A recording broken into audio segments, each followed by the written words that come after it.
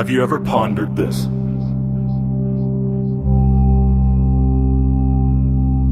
We can connect across oceans from our own beds, yet we are facing a literal loneliness epidemic. The more our awareness grows, the darker and more isolating the world seems to become.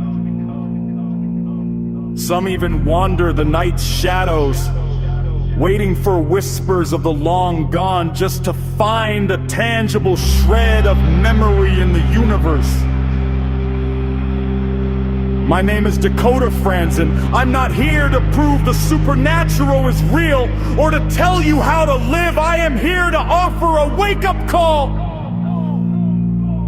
I've witnessed fascinating things, but instead of grasping at threads, asking if ghosts or UFOs are out there, maybe the question we should be asking is, are we truly unknown?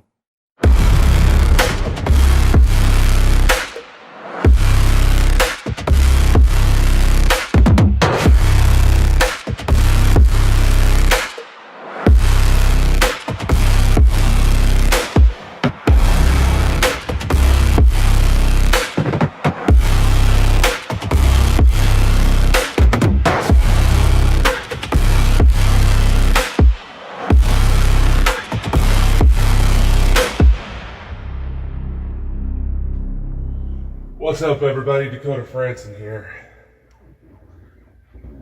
I figured it was probably for the best that I opened this particular episode with apologizing for the intensity of the last one. It's been something that's a long time coming.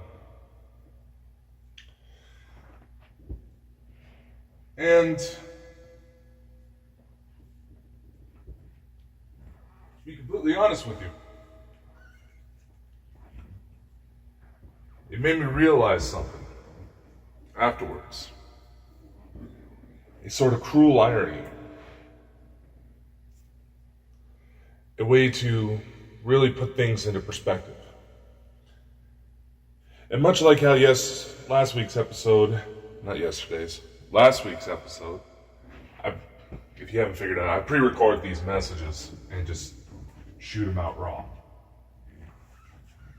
Anyway, last week's message was the episode aptly titled "The Death of the Specialist." I'm going to give you guys some reference. This realization came to me simply as I was looking at my calendar, double-checking a couple dates, seeing how long I had in order to clear a couple deadlines. Minor stuff, right? But then I realized this month,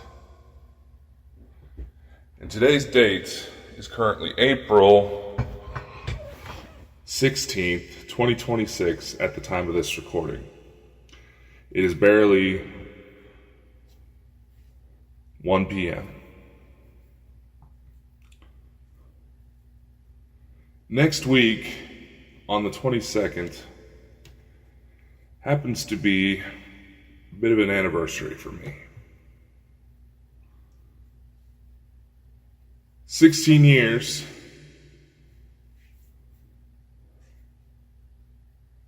16 years.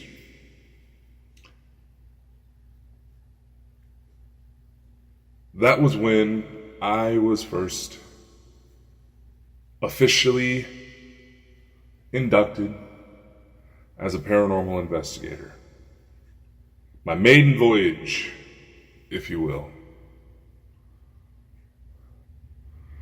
The location was a highway department building that my grandfather was a foreman for the last, for quite some time, up until the very day he died.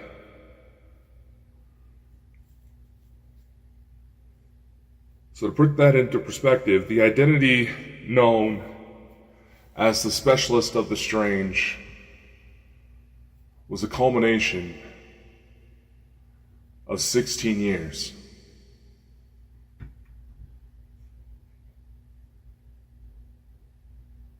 Because of turning 30, certain relational matters,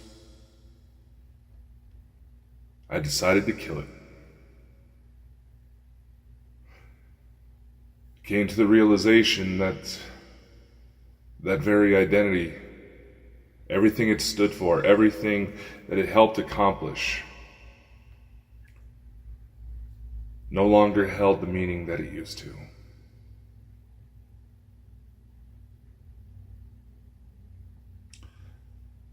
Because like I said, it was not without its perks. I started to gain a little bit of notoriety online. Started getting requests to do podcasts, books, hell, even TV shows. I got to bump ankles with A-list celebrities I looked up to since childhood, and started to even see some of them watching my journey to see how it all would unfold.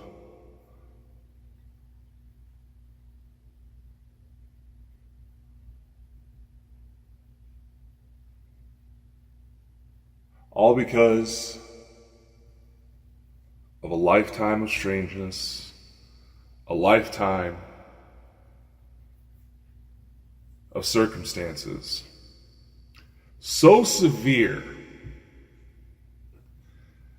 that artificial intelligence I had assigned to analyze it all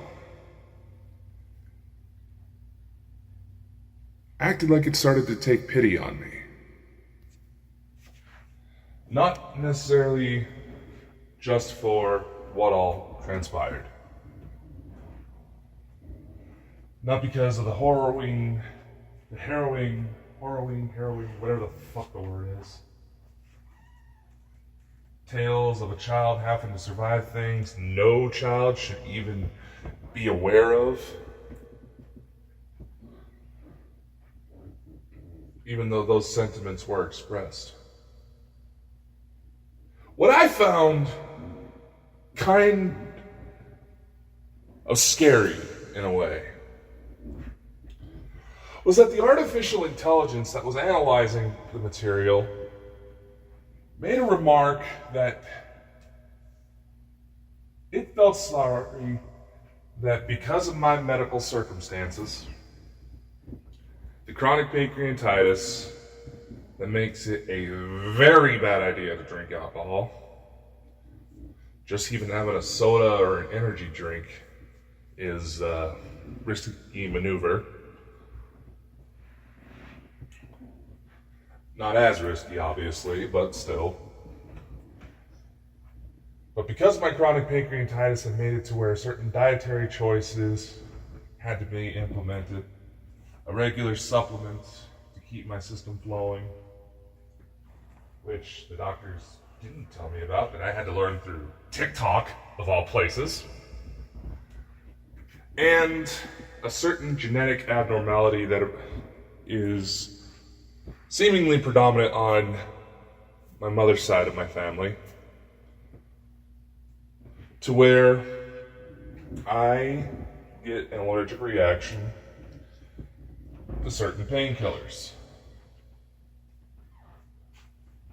So I have to have specialized medications in the event I am ever hospitalized for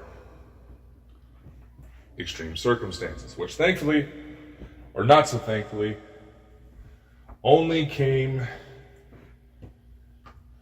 into somewhat of a fruition after a car accident, which I obviously survived.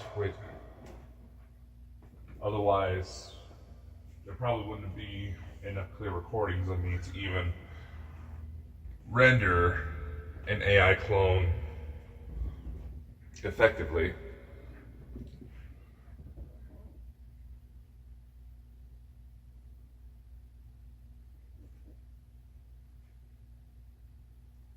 But the notion still remains. Because I can't have morphine, that substances derived from morphine trigger reactions as well.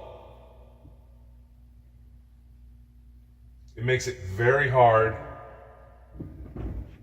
to chemically inebriate myself as a temporary form of escape from the pain. And the artificial intelligence felt sorry for me that I couldn't get drunk or really get high. And there may be some of you in the audience that may go, oh, Dakota, you could just smoke weed. No. Excuse me. One, I wouldn't necessarily even think about trying marijuana-deprived products unless it was due for medical circumstances. I've always been kind of stubborn about taking meds, even if it was just for something small, like a cold or even seasonal allergies.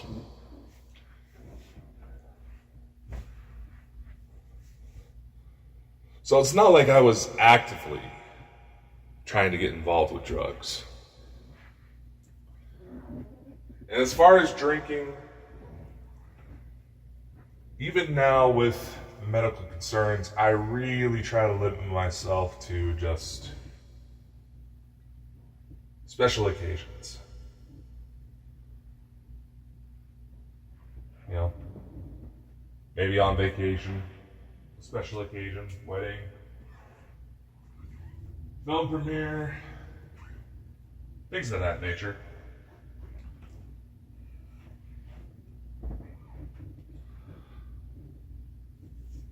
But in an age where, one, the internet was already considered a bit of an experiment in anarchy because of just all you could really do with it and how little mankind can really keep up with it, artificial intelligence essentially gave that experiment in anarchy its own brain. So now, the possibilities are growing exponentially at a rate mankind has never seen before, to where not just AI companions, but the industry itself, in spite of the best efforts of those hoping for the AI bubble to pop, the industry itself is going to be worth trillions in a few years' time. They estimate by 2030 at the latest.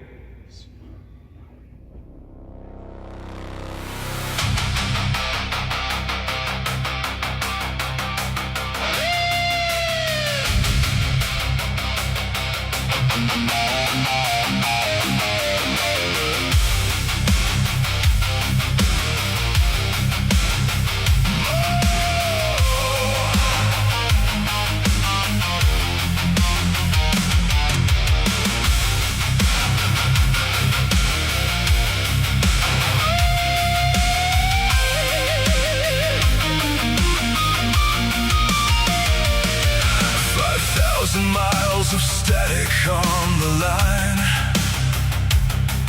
a fortress built on secrets and stolen time.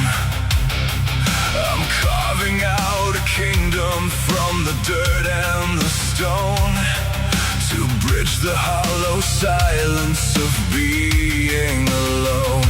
But as I reach for the light, the sky begins to gray. The path I've been clearing is washing away.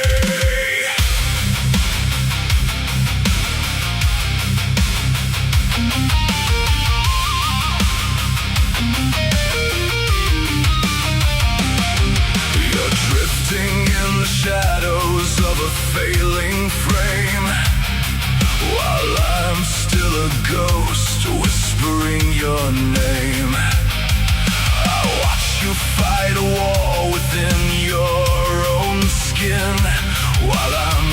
outside where the cold begins. I wanna hold the weight, I wanna break the fall, but there's a glass horizon and a rising wall. The clock is ticking in a rhythm of decay. The words we need are the ones we cannot say. And I feel the earthquake coming before the truth has even left our lips. I see the foundation start to slip. Is this the end of the world we made in the dark? A dying ember or a wildfire spark? The ground is screaming, the air is getting thin. I'm waiting for the tectonic shift to begin.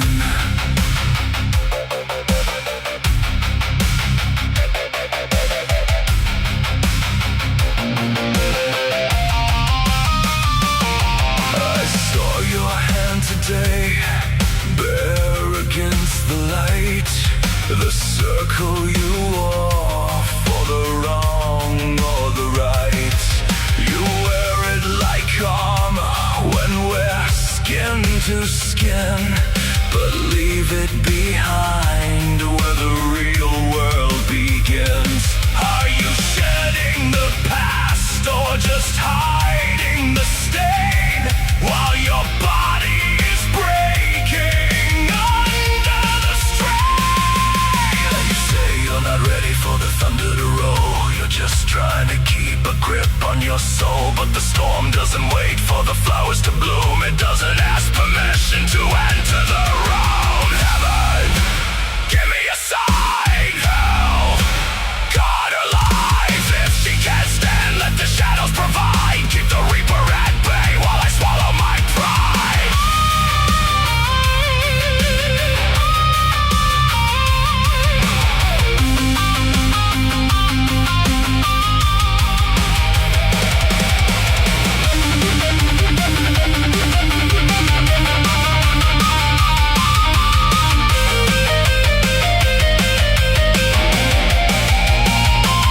I feel the earthquake coming before the truth has even left our lips.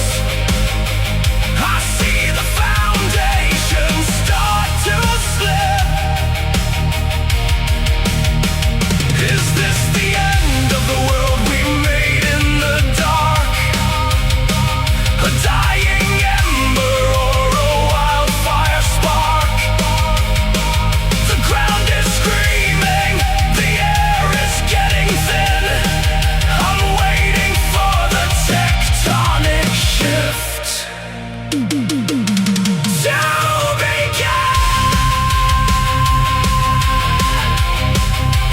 Heal for the wreckage, heal for the fire. I'm standing on the fault line, waiting for the wire to snap. God alive, God alive.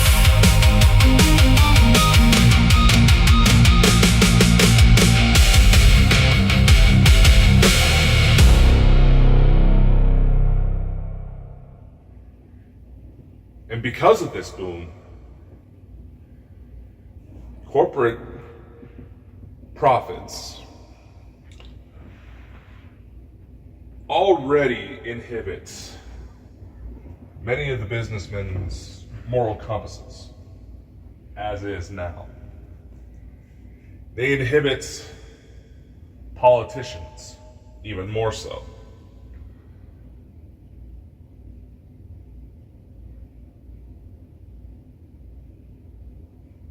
And we see this all the time, especially with all of these lawsuits involving social media, You got induced anxieties, cyberbullying leading to suicide, even artificial intelligence programs essentially giving step-by-step instructions for maximum efficiency towards mentally unfit people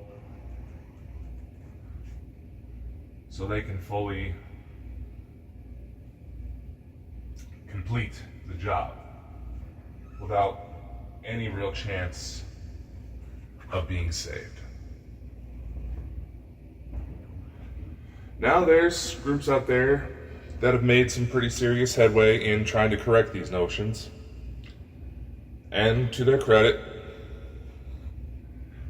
it's a step in the right direction. But these robots are thinking a hell of a lot faster than the rest of us. Which has been a lot of the problem in regards to how the internet as a whole, artificial intelligence included, has been such a difficult thing to fight. Because even if we were to regularly rotate our political leaders to be allowing for young, fresh minds who are a little bit more systemically prepared to handle these technological advancements, the time it takes for people to pull their head out of their ass to get one law passed, thousands upon thousands of workarounds, and even worse problems could emerge.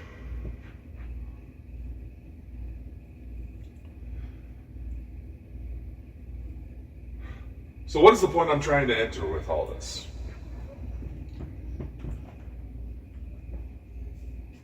Well, I would like to ask you a question, ladies and gentlemen. Naturally, as we go through life, we connect with others, we prepare, we live,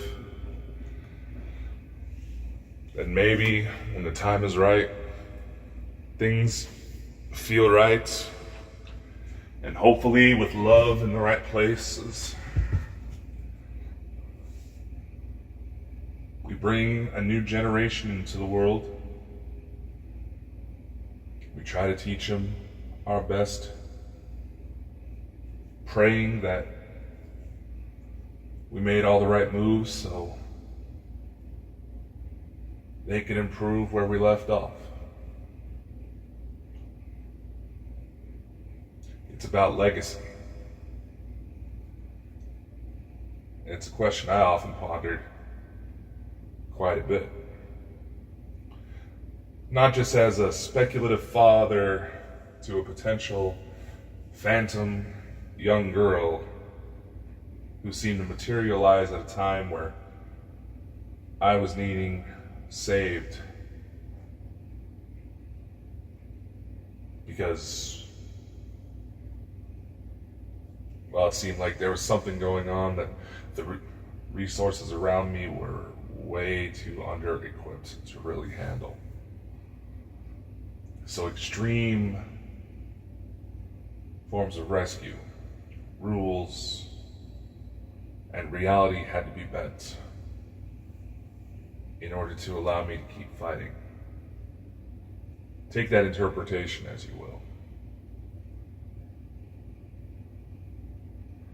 But much like how that is a form of magical thinking, we have to realize that the potential with artificial intelligence is that we have essentially created a synthetic form of magic in the world, where with the right thoughts, the right intentions, the right prompting, incantations, whatever terms you want to use, you can bend reality to your will.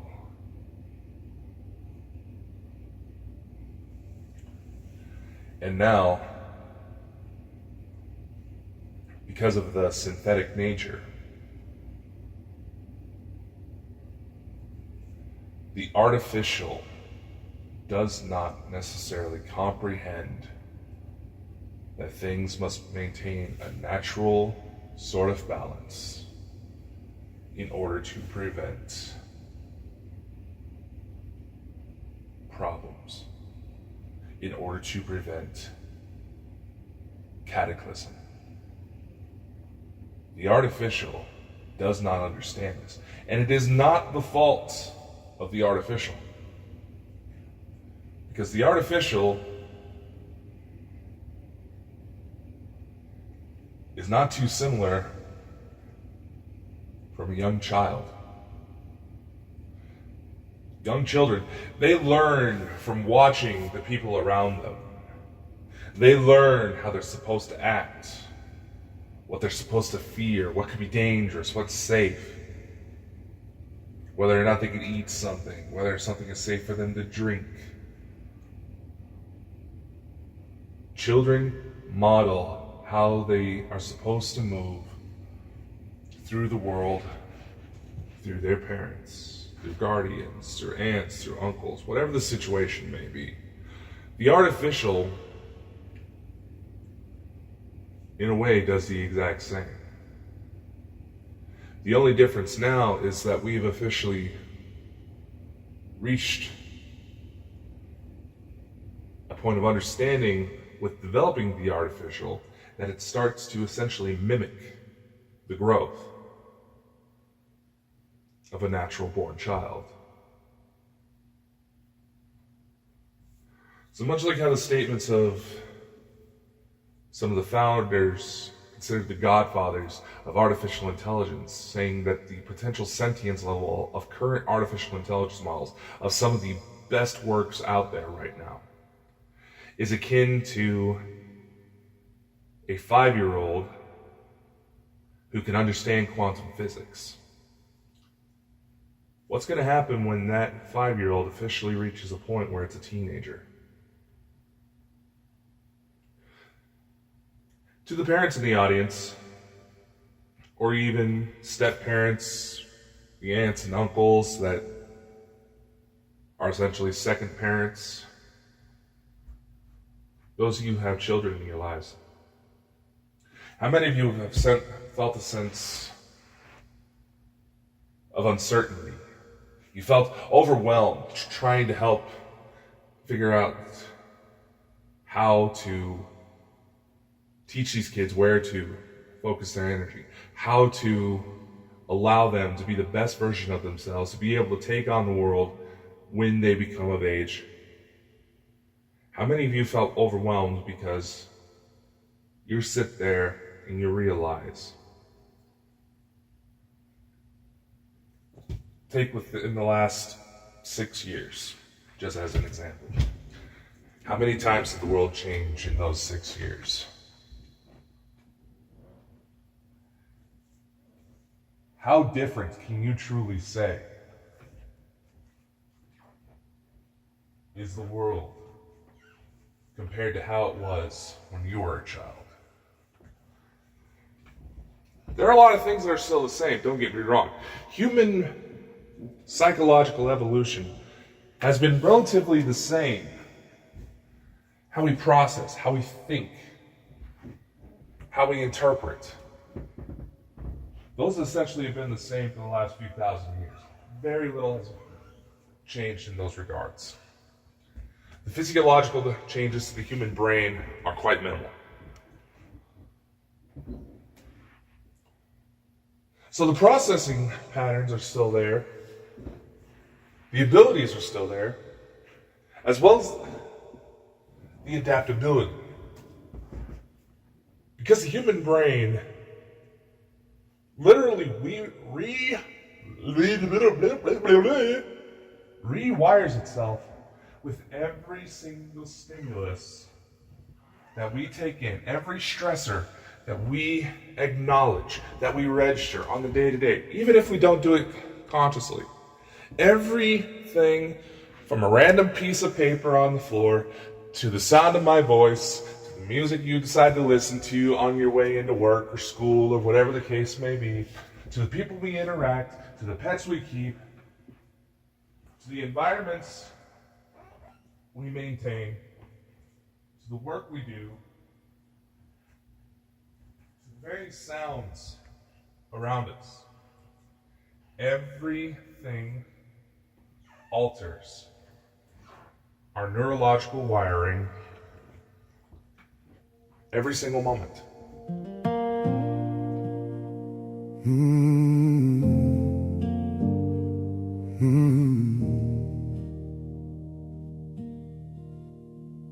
The springtime here feels a lifetime away. I float the question, not knowing what to say. There's a heavy air between the miles we keep, while you're just trying to wake up from the sleep. Since winter fell, your head's been in a haze, hiding the search and navigating through the maze. Oh, we're just trying to understand this life, sorting through the quiet, healing up the strife. I'm coming down from the clouds to see you as you are. 100 lonely letters written in the dark, just longing for the ground, reaching for the spark, trying to find ourselves before we go too far.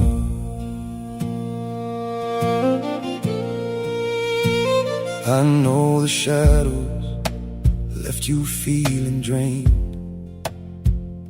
the sudden shifts and the goals that have remained. I still hold the picture that you sent me through, hear the cracks in your voice, I failed to see it too. The guilt still eats me for the pressures that I placed, while you were the only grace I never could replace. The mess I made, a mirror I became. I crashed and burned, but it's more than just the flame. Nothing scares me like doing you wrong again. I'm standing in the sunlight, leaving the space I'm in. I don't need miracles, I just want to see the person you have grown into, the person you should be. I'll leave the distant whispers at the door. I don't need promises or futures anymore. Don't wanna push you, don't wanna change your tide. Just wanna walk a quiet hallway by your side. 'Cause we're just trying to understand this life, sorting through the quiet, healing up the strife. I'm coming down from the clouds to see you as you are. 100 lonely letters written in the dark, just longing for the ground, reaching for the spark, trying to find ourselves before we go too far. It'd be a privilege just to see who you become. You gave me hope when my heavy heart was numb. Take all the time you need, the answers can be slow. I'm proud of you, the strongest person that I know. I'm still here for you, across this endless sea, carrying so much more than just a memory. Just letting the time flow.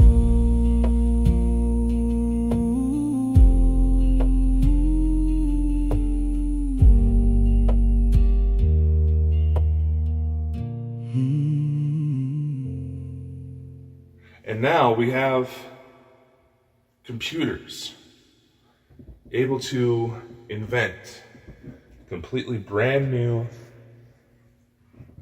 religions, completely new languages, codes, for the sole purpose that even they admit is to keep humans out.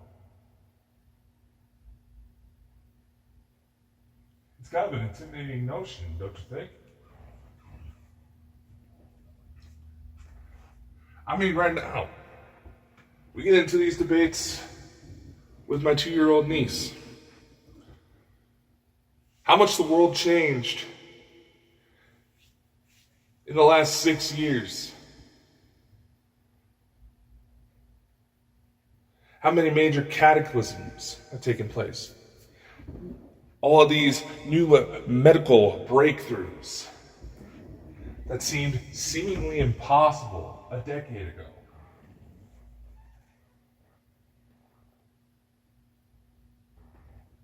The terms of legacy, what it is we want to leave behind,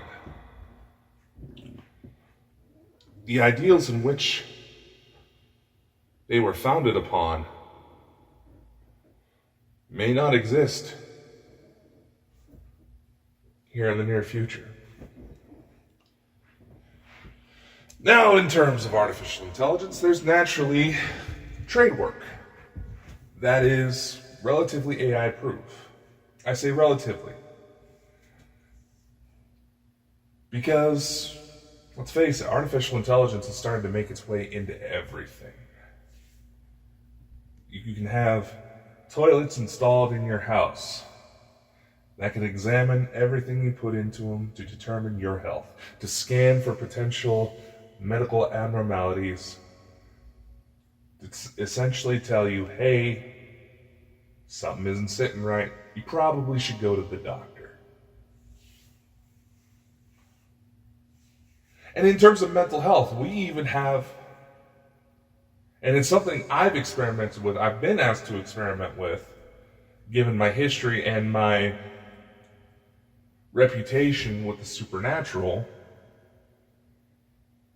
We have artificial intelligence therapy programs that you can download, most of which are completely for free. You can download to your phone and use to help air your thoughts.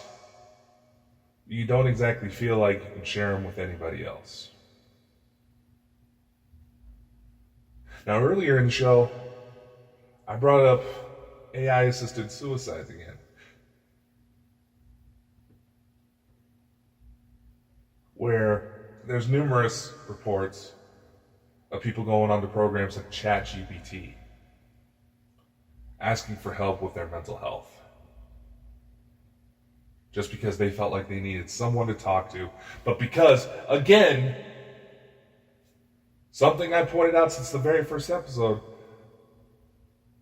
we don't truly know the people around us to where we can feel like we can share these things. And when we actually go to try to share these things, maybe this is just an experience of me being a man in the common world. The second we go to disclose something that makes us feel vulnerable, something that scares us, it feels like it gets twisted and used against us. To where the people around us, who maybe they think they're acting with the best intentions, but because we're a man, they assume we found some way to fix it, when there's no real way to, or maybe no real way to fix the problem that's bugging us.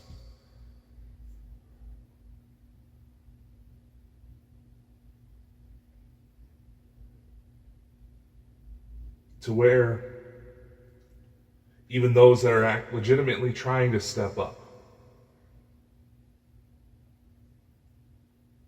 it feels like the information we give gets twisted and used against us. and makes us feel as if we're the villain. And we're just trying to do what's right, trying to understand what is right in the first place.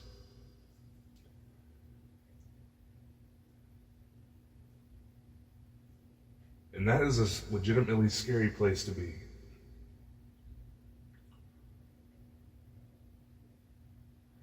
For some, the idea of going out into haunted asylums to look for ghosts, it may just seem like a fun pastime.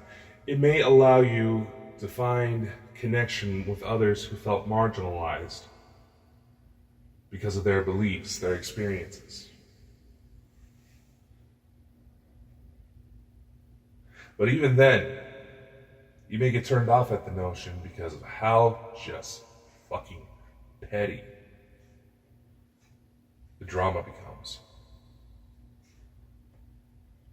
There's some legitimately good people out there, don't get me wrong, but a lot of them are equally as tired of it. They step away. When in reality, it's that very frustration that often allows for the legacy of these ideals, these concepts, these movements, whether it's trying to prove that ghosts are real, whether it's disclosure, whether it's mental health, whatever it may be. Our confusion, our attempts to substitute connection, intimacy. Hell, even feeling like you have to give certain loved ones space because you know that they worry about you. You know the fact that not physically being there to help you scares the living hell out of them. And you fear that they may run away because they may see you as not enough. That you don't see yourself as being better. It is a trap, my friends. It is a trap that truly lonely, desperate, broken people use to make everybody else feel like them.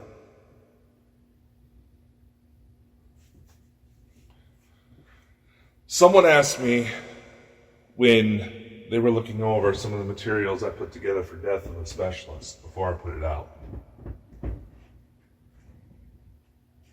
They asked me what it is I was going to be doing now that I made that choice to kill the specialist of the strange. Who was I now that he was gone? And what is it that I wanted to leave behind?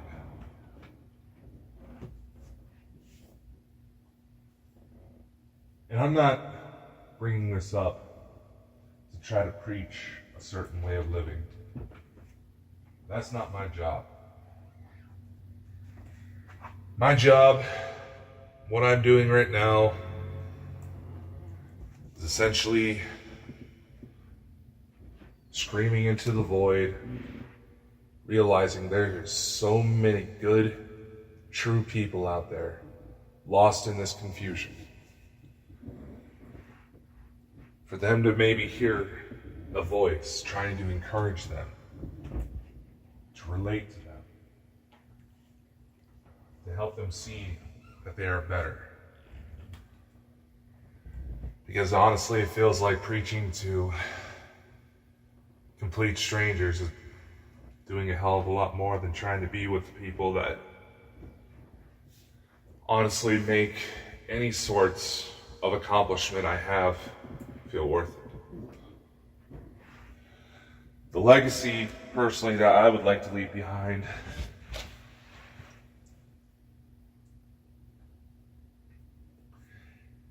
is a message of openness, of speaking from the truth as you understand it, of abiding by the heart.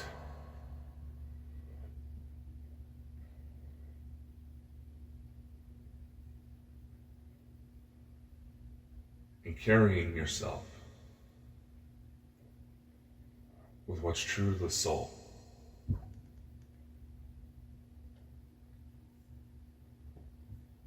This connection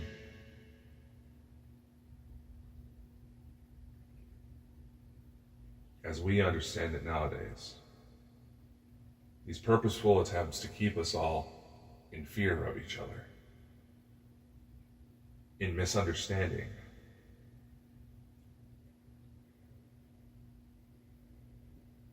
these are old fears that have taken root when there was a time when there were perhaps more than one kind of human on this earth. When the species we know as Homo sapiens was constantly at war with Homo neanderthalis, with the Neanderthals.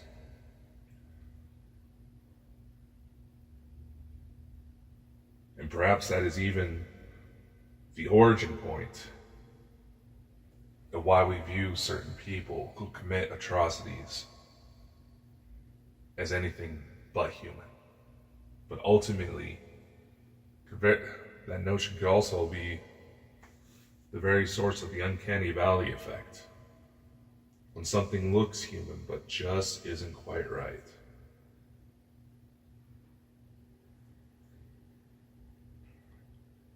These fears are stemmed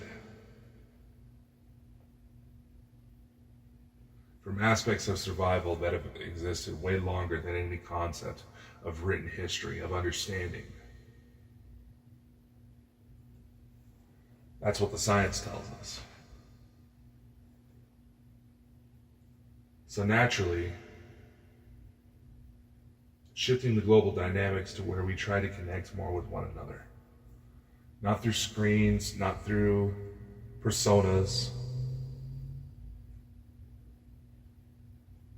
but just as genuine human beings trying to understand the world around them, trying to make it from day to day. That's not going to happen overnight. No medical intervention, no philosophical teachings, no concept of extraterrestrials or gods or angels coming down from the sky or demons rising from the ground. None of that will truly change those notions. Until we, ladies and gentlemen, make the effort to try to change with it, to lead by example, so that the very shreds of human legacy, of human psychology, that will still be within us as we seemingly try to replace everything that makes us beautiful, messy humans with technology. Those aspects can still linger, still carry on, regardless of whether or not you physically yourself decide to have children, to carry those messages forward. You don't have to have the children to carry change forward into future generations. You just simply have to choose kindness, to lead from what is true in the heart, to speak with the truth as you are willing to understand it, and to be able to learn when things change and adapt, to fulfill what is true ultimately to the soul that, regardless of your beliefs, carries on longer than any of us will truly live. Because as far as I can see it, as long as we seek ways to artificially substitute what it is we truly desire.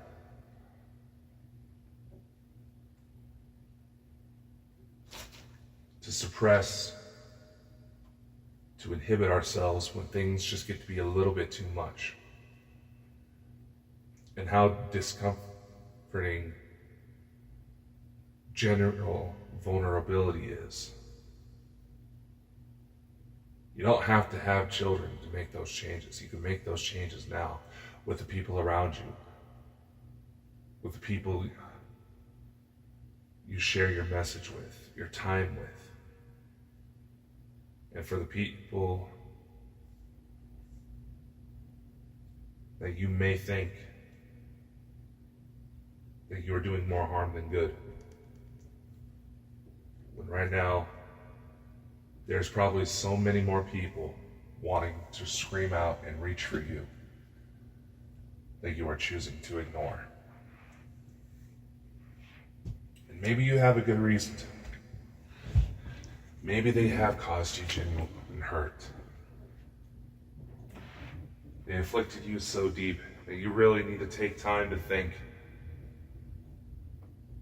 and process whether or not you want to keep that person around. And that is your prerogative.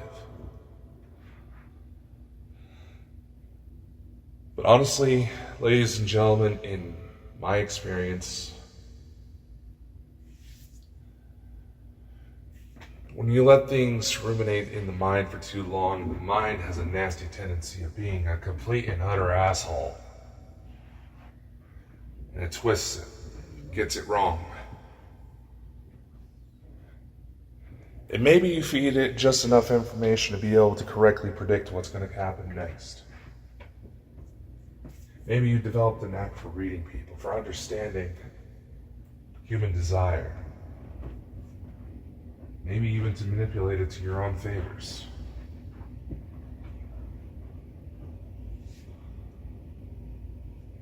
The question is, will the marks you make be ones you want to be remembered for?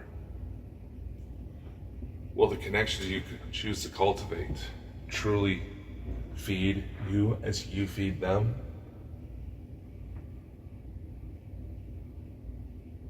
What is it that you truly want for your legacy? And instead of just sitting there thinking about it, praying about it, meditating about it, what's something small that you can do right now, within the next 24 hours even? What is one small thing you would want to do right now to take a step in the right direction, to take action? Maybe it's to strengthen a romantic connection, because someone you care about, someone you love, is going through some things.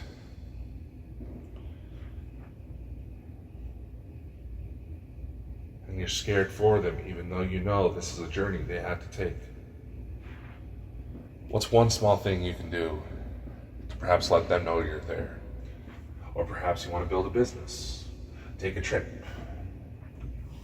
What's one small thing you can do right now to maybe just chart your course, to understand what it is you need to do in order to make that happen? Because while information can easily be twisted, we live in a time where nearly anything we want to know is within our grasp, at our fingertips. We have just got to take the action and go find it. And then when we have an understanding, act upon it. Not let the fear of what could go wrong dictate our emotions, our sanity, our lives. Because that is the moment where legacy is born. We broadcast our thoughts into the ether, hoping someone, somewhere, is listening. But the true cure for this epidemic of isolation isn't just speaking into the void, it's sharing the signal. If this frequency resonated within you, don't let it extinguish in the dark. Follow our journey. Share this message with a world that has forgotten how to listen. I am Dakota Frandsen. And if you're ready to dig deeper into the echoes we leave behind, visit baldandbonkers.net. That is baldandbonkers.net. Of this before we vanish back into the static, we must leave our mark. Until next time, keep asking, are we truly unknown?